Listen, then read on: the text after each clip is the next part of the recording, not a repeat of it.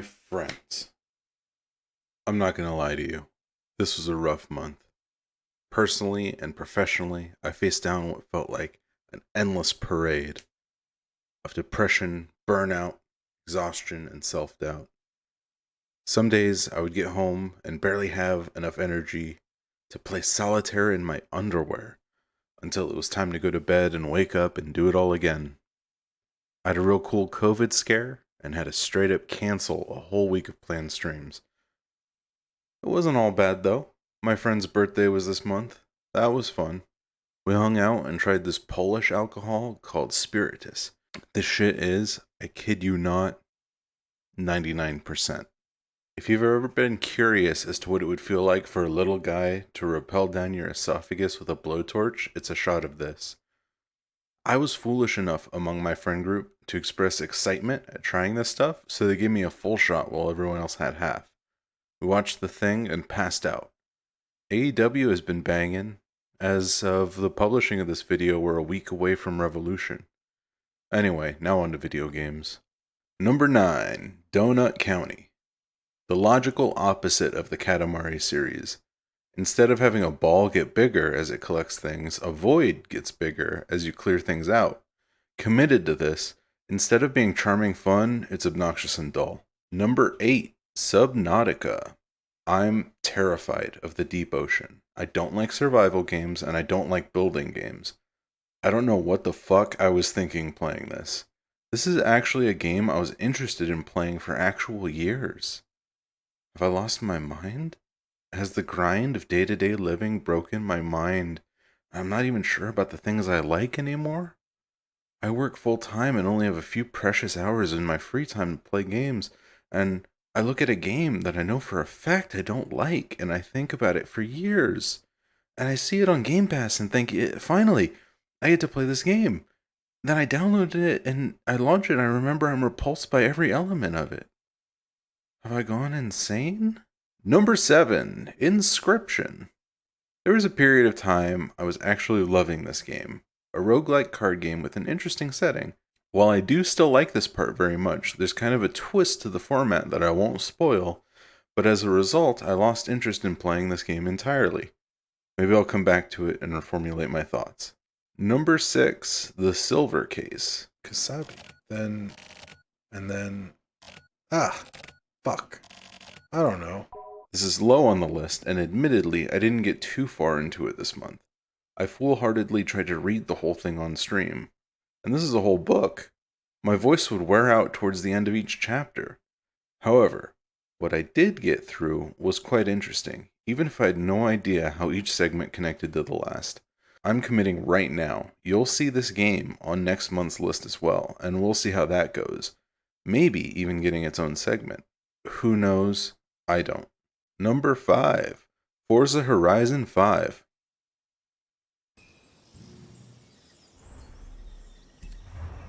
Welcome back, Russell. There's something you should know about me as you listen to me talk about this game.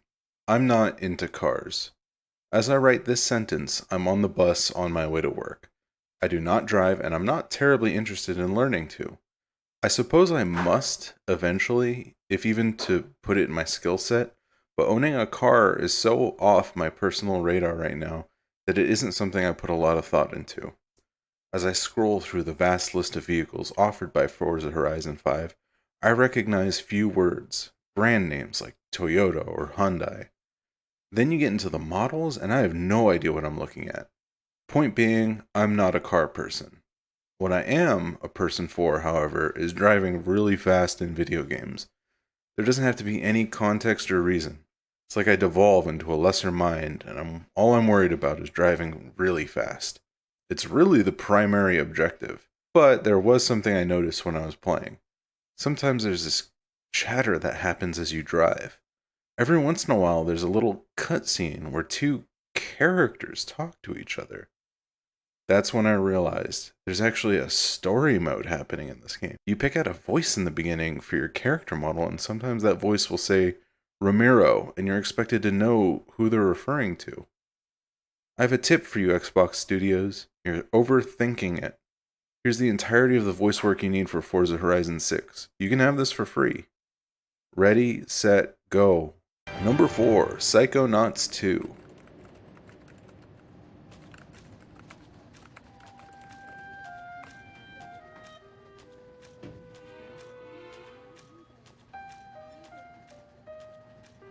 Everything okay in here, Raz?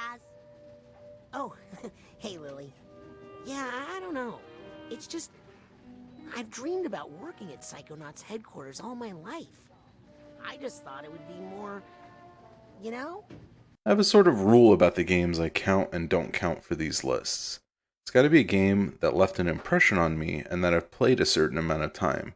For example, in my previously mentioned depressive episodes this month, I played Crash 3 twice while waiting for games to download, but it felt like I was just playing to do something with my hands while I waited. Despite just barely qualifying and rage quitting the game on stream, I'm kind of hating this too, so we're going to switch gears.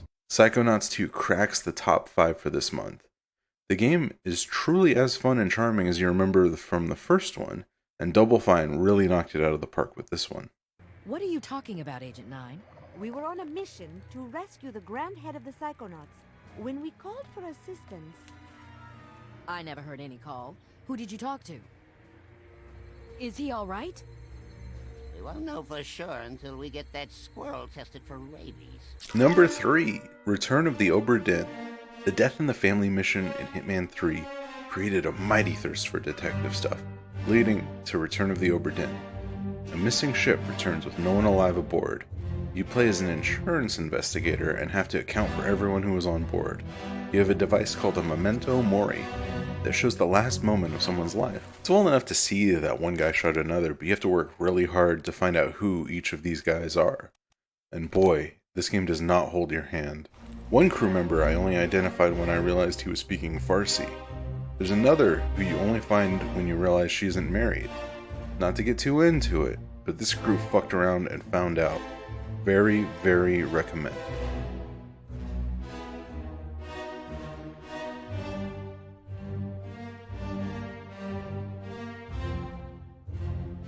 Thank you, Mr. Whitmer. You have not disappointed.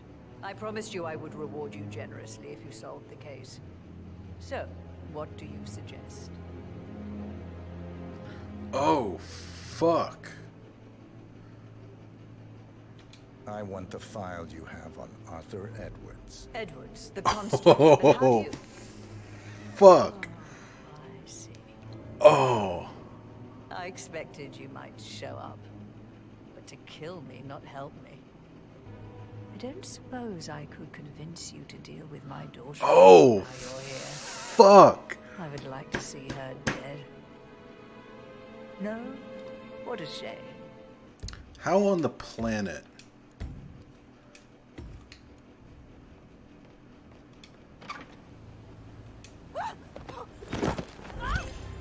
The dumbest bitch alive. Number 2, Hitman 3. This is the coolest fucking game. This is, like, okay, so Hitman 2016 was my number 1 game I played last year. When... I'm not calling it 100%, but when I declare this my number 1 game this year, because this was like... whew. I'm gonna use that clip of me freaking the fuck out. Well, it turns out, with the way I'm structuring my system this year, Hitman 3 is out of the running for Game of the Year. That being said, this game was darn near a perfect conclusion to the 2016 trilogy. Every level offered completely unique ways to complete, and it was a blast each time. This game also created a strong appetite for detective games due to, once again, the Death in the Family mission, and I would play a whole game just like this. If you know of any games that are exactly like that, put it in the comment zone below. Number 1, Lost Judgment. What a surprise. What a gosh darn surprise. RGG Studio Games will go down in history as my favorite series of games ever. Your grandchildren are going to be reading about it in their textbooks. Once again, Ryuga Gotoku Studios masterfully walks a tightrope between incredibly serious crime drama and the goofiest, absurd shit you've ever seen in a video game. One moment you're recounting an assault victim's story in their own home, and the next you're teaching the school dance club some moves. Speaking of the school dance club, RGG, in an absolute masterstroke, looked and saw Rockstar Games sitting on its tail and dragging their feet for giving the people what they want, and just made Bully 2 a fucking side quest. You lose yourself for hours building fighting robots and playing Virtua Fighter that you completely forget what you're actually supposed to be doing. But the moment you go back to it, the main story drags you right back in. 10 out of 10. Play this fucking game. I'll see you next month. It has a phone attached to it. Shoot it! Shoot it down! You sure? Just take it down! Hurry it up! Hey! What the fuck are you aiming at? I can't hit it! It's too small! Shit! Damn, dude. How the hell are we supposed to chase down a drone? And where the fuck is this Kuwana guy? Who knows, man? They called us in to catch this shithead, but how the hell are we supposed to do that? It's fucked up. Do we look like Spec Ops? Yeah, right. But at least you gotta shoot that thing. This is my second time, actually. I took a few shots at some kids in a park. I aimed at the ground and sent those little shits running for their lives. We're done here. Pack it in.